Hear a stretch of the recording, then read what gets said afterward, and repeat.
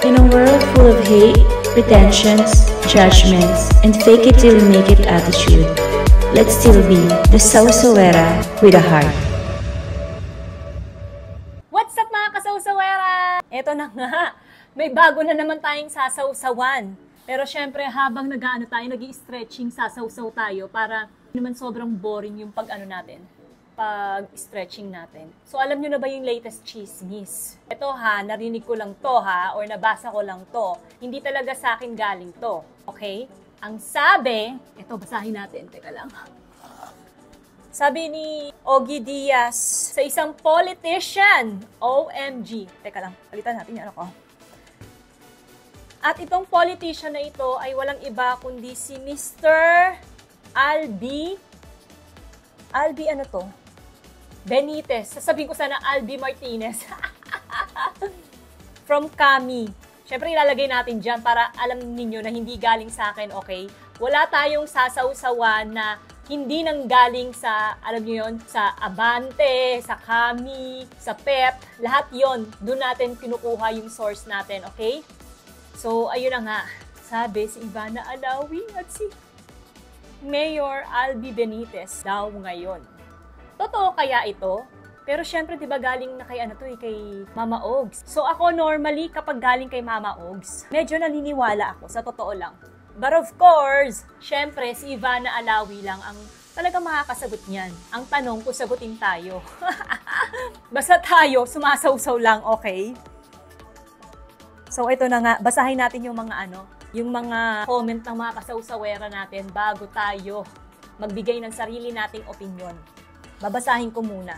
Sabi ni kasawsawerong Dadom. Basta ang alam ko, pag si Ogie na nagsasalita, malapit na sa totoo. O talagang totoo na. Ako din, yun talaga yung paniniwala ko. Kasi syempre maraming kilala yan sa showbiz, yung mundo ng showbiz. Ito naman sabi ni kasawsawerong Igigam Low. Wag na, Ivana, hanap ka ng matino. Mother Earth, gabayan, baka matulad ka kay ate. Sino si ate? Ito naman, sabi ni JC 1918. Kung sa ganda, sexy, pera, andyan na lahat kay Ivana. Tapos kung sakali na totoo yan, naku, ano bang klaseng gayumang ginamit ni Uncle kay Ivana? Napapatulan siya. Di naman guwapo, mas mayaman pa yata si Ivana Diyos me, sinayang mo lahat-lahat, girl. Loads na loads ka pa naman ng lahat. Actually, oo.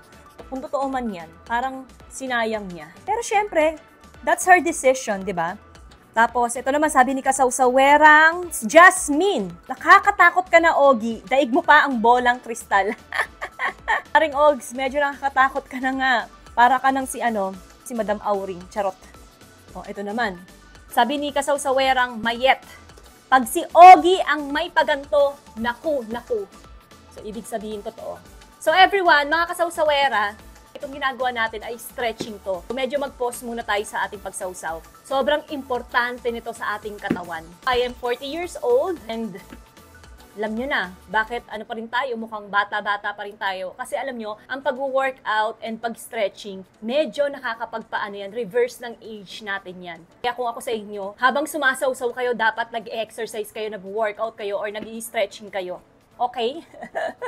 So, ang tawag sa stretching na to is frog pose. Alam nyo na, kasi nahilig tayo sa palaka. Charot! Pero totoo yan. Ito naman, sabi ni kasawsawerang Biols 1122. Sayang siya if totoo. Sana sa binata, matatawag pang sa kanya talaga at walang kahati. Actually, oo.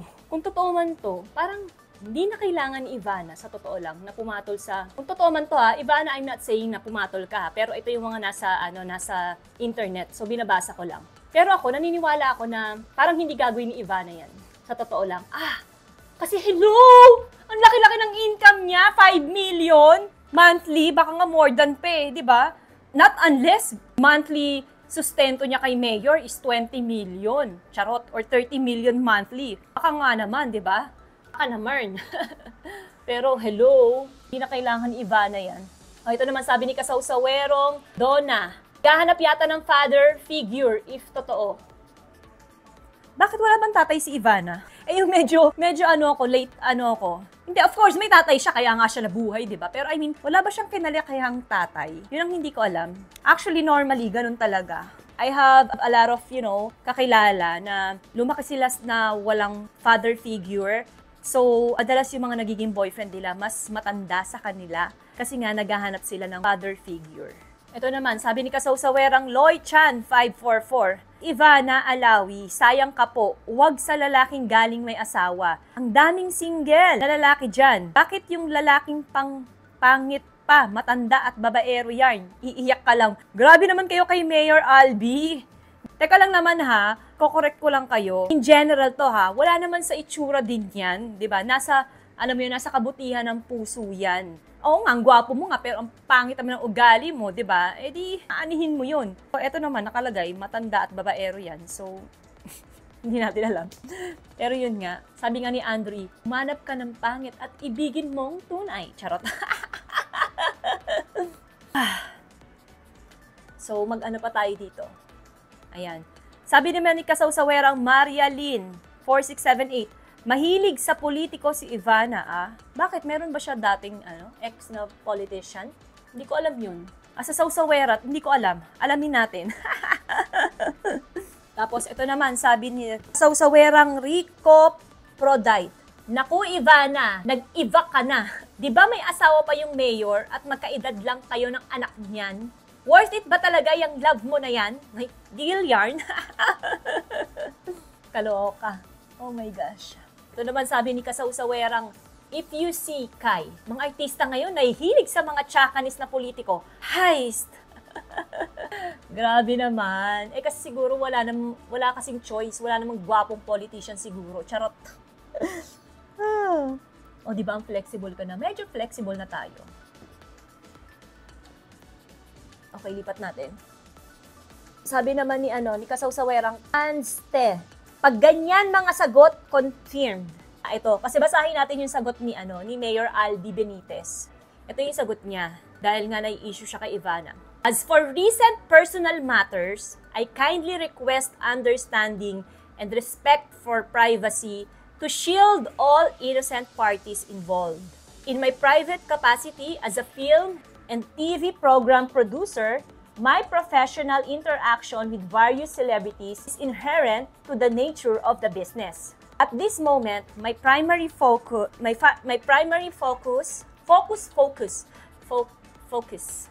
Ulitin natin. Medyo alam niyo sobrang hirap ako sa pagbanggit ng focus. Focus. At this moment, my primary focus. At this moment, my primary focus is on safeguarding the interests of Bacolod City! Ayun naman pala. Pero hindi sinagot ni Mayor Albi, di ba? Ang sagot lang naman dyan is yes or no. Pero syempre, di ba? Bakit naman siya sasagot? Charot.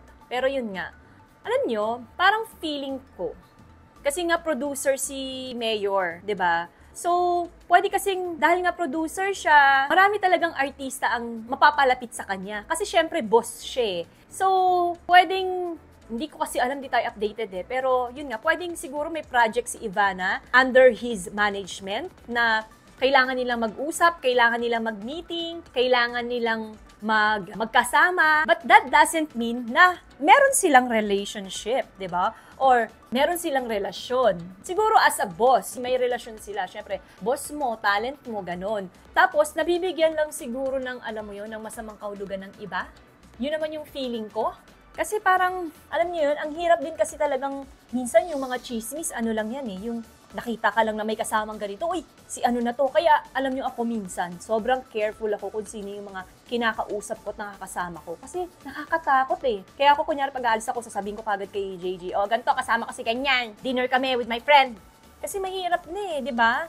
Baka mamaya, alam mo yun, may nakasama ka, tapos biglang yung tao, tingin nila, iba na. Diba? Ang hirap-hirap gumalaw sa mundo ngayon. Lalo na sobrang, alam mo yun, papaligiran tayo ng social media. And I think alam nyo naman na social media is very powerful. Nasa lang evidence? Parang wala namang evidence, di ba? Hearsay lang.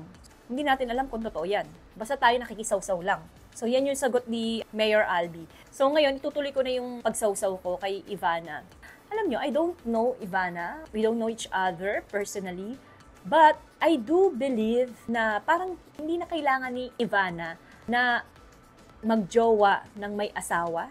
Or pangit man sabihin, kumabit sa may asawa. Kasi parang she's a self-made millionaire. Millionaire or billionaire. Hindi, millionaire pala siguro. So, ang laki ng income niya sa YouTube eh. Hindi lang sa YouTube meron pa siyang mga project and meron pa siyang, di ba meron siyang project sa TV? May mga show pa yan sa mga fiesta. Mahal-mahal kapag nag-show ka, di ba? So, parang ako, hindi niya na kailangang gawin yun. But, kung halimbawa man na, maya naman, in general to kung na-offeran ka naman ng 10 million monthly or 20 million monthly, aba, pangdagdag mo rin sa ano yun, sa savings mo yun, di ba? So, may ibang mga tao na very wise lang silang mag-isip. Alam niyo yun, may mga tao na kapit patalim. Hindi natin sila i-judge kasi syempre kanya-kanya tayo ng problema sa buhay. Pero for Ivana, parang hindi niya nga talaga kailangan. So ako, I want to believe na it's just a chismis na pwedeng yun nga nakasama niya si Boss Albi, naka-meeting niya, na-chismis na sila, binigyan na ng masamang mali siya. Alam niyo yun, pwedeng ganun eh. Basta ako naniniwala ako kay Ivana na hindi niya gagawin yun because putya naman. Kaya ako na lang, kung halimbawa may pera akong ganyan, kumikita ako ng 5 million monthly or baka nga more than pa, hindi ko kailangang magjowa ng, alam mo yun, sorry, Boss Albi, alam naman natin na may edad ka, di ba? Nang matanda. Syempre, alam naman natin bata si Ivana. Parang hindi ko na kailangan na mag-boyfriend ng matanda kasi, hello, may pera ako. Kayang-kaya nang i-provide ni Ivana yung sarili niya, sa totoo lang. And sa totoo lang, kayang-kaya niyang bumili ng lalaking mas bata. Charot! Diba? O hindi, wag na lang bumili. Ang pangit pakinggan. Kayang-kaya niyang mag-boyfriend ng bata or kasing level niya, kasing age niya, kahit siya pa ang gumastos or sugar mommy. Alam mo yun? At least, diba, may display niya yung guy. Kesa dito sa may sabit, hindi mo ma-display. Tsaka, hindi talaga kailangan Ivana. Kung ako man, kung makakausap ko si Ivana, mas masarap yung magkaroon ka ng boyfriend na alam mong nagmamahalan talaga kayo. Ako, I don't care sa age naman eh. Age doesn't matter for me. For as long as you love each other, for as long as walang sabit, diba? Syempre, alam naman natin si Mr. Albi, may asawa, diba? So, hindi kailangan. I want to believe na hindi gagawin ni Ivana yan. It's just nabigyan ng ibang mali siya. Of course, hindi natin kakalabanan si Mama Ogs kasi syempre, iba rin ng showbiz. Marami ring connections yan. Marami ring alam yan. So, medyo nakakasad lang kung totoo man yun. Kailangan ni Ivana. But again, I still believe na hindi gagawin ni Ivana yan.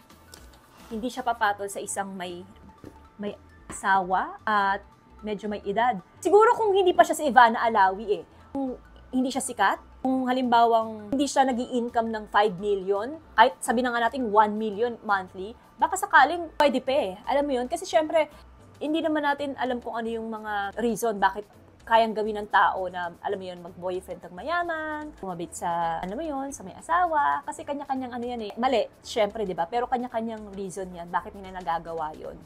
Hindi naman kapit sa patalim si Ivana, Diyos ko Lord. Sa totoo lang, kahit hindi ko siya kilala, hindi siya kapit sa patalim.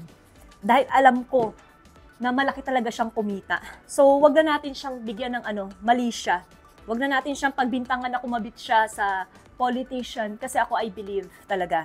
As a kasawsawera, hindi niya gagawin yan. Ayan, dahil dyan, mag-stretching muna tayo. Pero yun nga, dahil dyan nagtatapos ng aking pagsawsaw. Sabi nga, di ba, in a world full of hate, pretensions, judgments, and fake it till you make it attitude, let's still be the sawsawera with a heart. Gusto niyo yung nag-i-stretching pa ako. Woo!